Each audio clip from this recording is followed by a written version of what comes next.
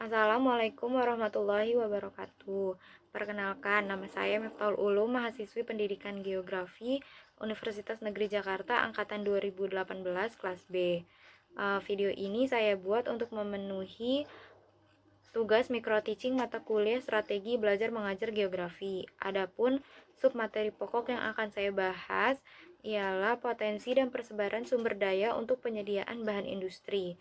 Kompetensi dasarnya menganalisis potensi dan persebaran sumber daya untuk penyediaan bahan industri dengan indikator pencapaian kompetensi. Peserta didik mampu mengidentifikasi potensi dan persebaran sumber daya industri. Berikut videonya. Assalamualaikum warahmatullahi wabarakatuh. Selamat pagi anak-anak. Pagi, Waalaikumsalam warahmatullahi wabarakatuh. Selamat pagi, Bu. Bagaimana nih kabarnya? Alhamdulillah baik, Bu. Baik, Bu. Ya, baik, Bu. Alhamdulillah kalau semuanya baik-baik aja ya. Jadi sebelumnya di sini semuanya udah pada hadir kan? Sudah, Bu. Sudah Pagi, isi Bu. absensi yang udah Ibu berikan di grup WhatsApp? Sudah, Bu. Oke, sebelumnya ketua kelas tolong pimpin teman-temannya berdoa ya. Baik, Bu. Bersiap. Berdoa dimulai. Selesai. Memberi salam. Assalamualaikum warahmatullahi wabarakatuh. Ya, waalaikumsalam. Minggu lalu kita kan sudah membahas mengenai ketahanan pangan ya. Pada pertemuan kali ini kita akan membahas mengenai sumber daya penyedia untuk bahan industri. Ibu mau share screen ya.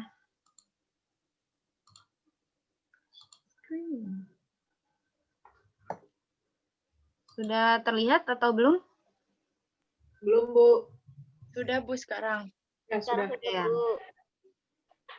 Oke, sekarang kita akan mempelajari mengenai potensi sumber daya untuk penyedia bahan industri. Yang akan kita bahas hari ini itu ada pengertian industri dan bahan industri, ada jenis-jenis bahan industri, dan yang ketiga ada klasifikasi, lalu ada potensi dan persebaran sumber daya penyedia bahan industri. Yang pertama, pengertian industri dan bahan industri.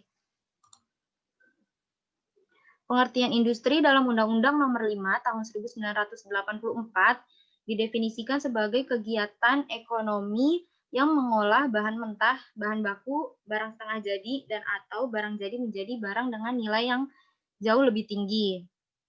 Lalu ada pengertian dari bahan industri. Bahan industri adalah material yang dapat diolah seperti bahan mentah, bahan baku, barang setengah jadi menjadi barang yang bernilai lebih tinggi. Lalu pembahasan yang kedua itu jenis-jenis bahan industri. Ada bahan mentah dan bahan baku. Bahan mentah itu sebuah bahan dasar yang berasal dari berbagai tempat yang bahan tersebut digunakan untuk diolah dengan proses tertentu ke dalam bentuk yang lain berbeda wujud dari bentuk aslinya. Lalu kalau bahan baku itu bahan mentah yang menjadi dasar pembuatan suatu produk yang bahan tersebut diolah melalui proses tertentu untuk dijadikan wujud lainnya. Lalu ada barang setengah jadi dan barang jadi. Untuk barang setengah jadi, itu barang yang digunakan sebagai bahan baku produksi barang lain. Sedangkan untuk barang jadi, itu produk akhir yang dapat langsung dikonsumsi atau digunakan oleh pengguna akhir dan bukan dipergunakan untuk produksi barang lain. Ini ada contohnya. Aufe, tolong jelaskan ya gambar ini. Baik, Bu. Kalau bahan mentah itu pohon kapas sebagai bahan mentahnya, kemudian bahan bakunya kapasnya sudah dipisah-pisahkan dari pohonnya.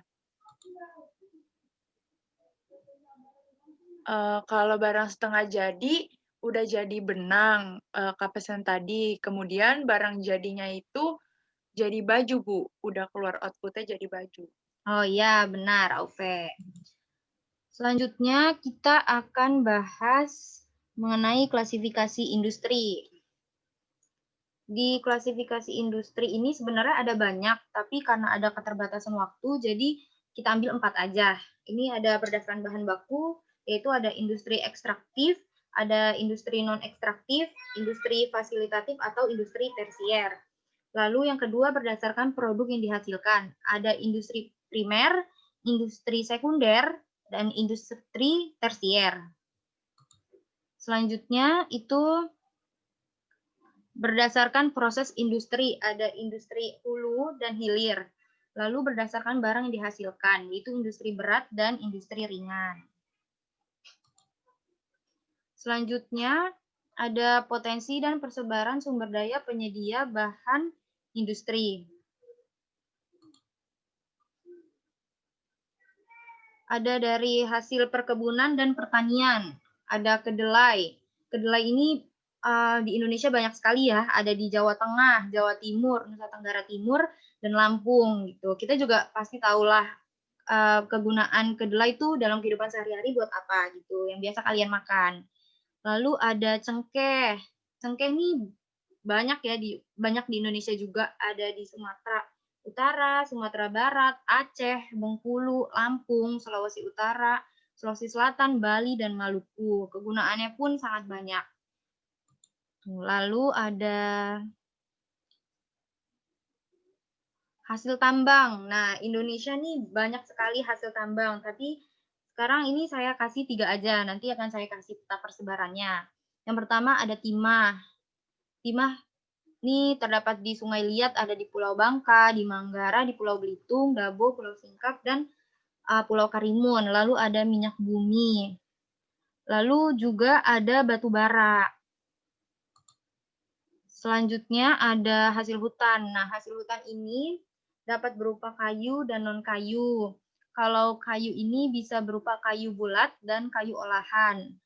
Sedangkan untuk hasil non-kayu berupa buah-buahan, getah, resin, rotan, minyak kayu putih, damar, sagu, sutra, dan lain-lain. Ini ada peta persebaran perkebunan, pertanian, dan hasil hutan di Indonesia. Bisa kita lihat ya, peta persebaran sumber daya perkebunan, pertanian, dan hasil hutan Indonesia itu memiliki beragam sumber daya perkebunan yang sangat banyak gitu. Bisa dilihat ini dari Sabang sampai Merauke semuanya terisi oleh sumber daya perkebunan, pertanian, dan hasil hutan. Lalu ada peta persebaran hasil tambang. Nah, ini jauh lebih banyak lagi ya, bisa dilihat. Ada aluminium, ada asbes gitu. Nanti kalian bisa baca, Ibu akan kirim PPT-nya. Tuh. Oke, sampai sini Ibu stop share screen dulu ya. Baik, Bu. Iya, Bu. Ada yang ingin bertanya? Saya ingin bertanya, Bu. Ya, Yola. Kan tadi Ibu sudah memberikan peta persebaran hasil tambang di Indonesia. Nah, pertanyaan saya adalah bagaimana cara pemanfaatan hasil barang tambang agar tidak cepat habis, Bu? Ya, bagus banget pertanyaannya nih, Yola. Itu sebenarnya kita tuh dapat memanfaatkan hasil tambang Indonesia yang sangat banyak tadi secara optimal.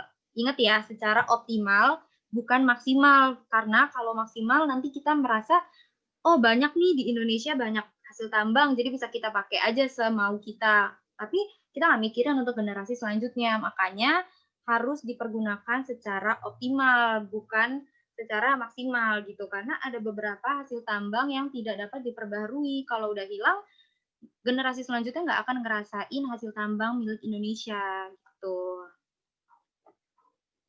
Ada lagi yang ingin bertanya? Kalau nggak ada, Baik, Ibu Bu, terima kasih. ada kuis nih. Kuisnya gampang kok, cuma 3 soal. Dan semuanya udah pernah Ibu bahas. Udah terlihat share screen-nya? Udah, Bu. Udah, Bu. Nah, it's quiz time. Jadi ada 3 pertanyaan nih, ada warna merah, hijau, sama biru. Pertama, warna merah. Apa perbedaan dari industri dengan bahan industri? Coba siapa yang mau jawab?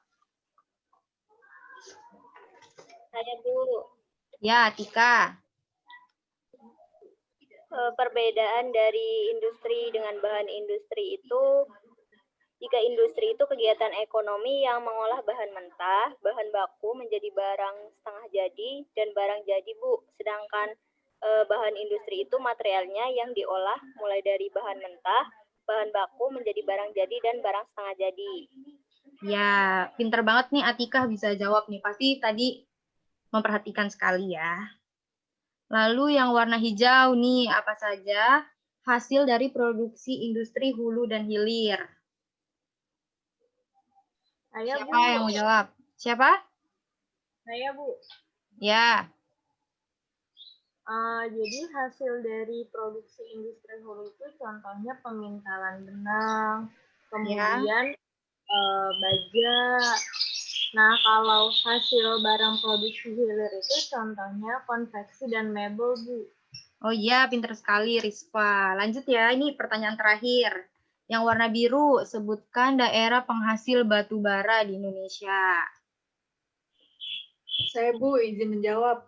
Ya, Dianti. Daerah penghasil batu bara di Indonesia ini hampir keseluruhan terdapat di Pulau Kalimantan. Seperti Kalimantan Timur, Kalimantan Barat, Kalimantan Tengah, dan Kalimantan Selatan. Oh, pinter banget nih Dianti bisa jawab. Nah, Keren Dianti. keren banget Dianti. Keren banget kalian semua bisa jawab. Nah, karena materi ini sudah selesai kita bahas ya, jadi Ibu mau ngasih tugas di LKPD halaman 150 sampai 160, mohon dikerjakan sebaik mungkin dan serapi mungkin akan kita bahas minggu depan.